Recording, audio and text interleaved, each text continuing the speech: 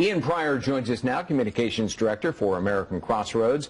Doug Schoen is a former advisor to President Clinton and a Fox News contributor. Good to see you both. Good to see you. Doug, Hi, Greg. What's really making news is Hillary Clinton's changed position and changed dramatically on estate taxes. She spent the better part of a year campaigning, saying, I want to raise death taxes, estate taxes, from 40 to 45%.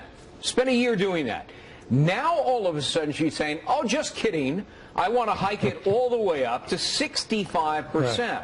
I mean, that's more than just a refinement, and arguably, isn't that a blatant sort of populist political ploy? I think it is. Now, in fairness, we ought to indicate that the 65% rate, I think, only applies to those estates that are over $500 million, if I read the plan correctly.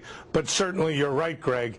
This is her effort to demonstrate to the left, to the Bernie Sanders voters, the millennials, that she's on their side and wants to spend money from the very rich to help those who are arguably more in need of government assistance. Ian, the chairman of the House Ways and Means Committee, who, by the way, said it's dead on arrival, pointed out something very important. He said this would stop family-owned businesses, including women and minority-owned businesses, from being passed down to their children and grandchildren. Is he right about that?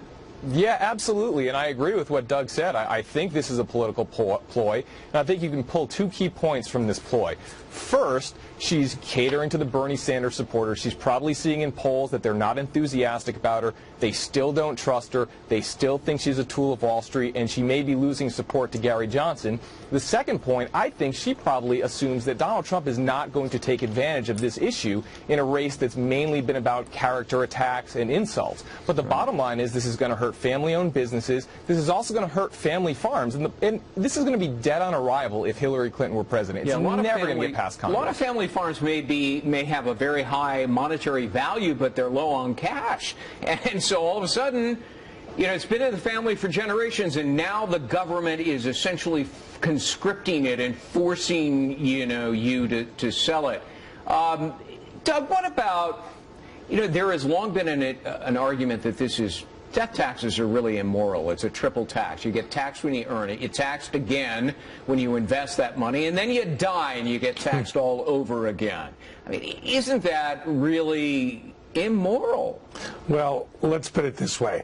I would prefer a tax policy that had a much lower estate rate, lower corporate and personal income taxes to encourage growth.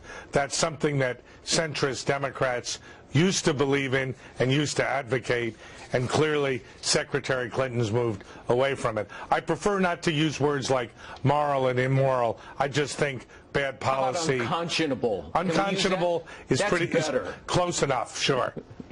Or how about it's wrong? That's good. Yeah. That's just fine. What about that? I mean, some people, work very hard all their lives. They save a lot of money. And they do it really because they want to leave something to the people they love. Here you've got the government all of a sudden saying, well, we're going to take 2/3 of everything you've got when you die. What are your view?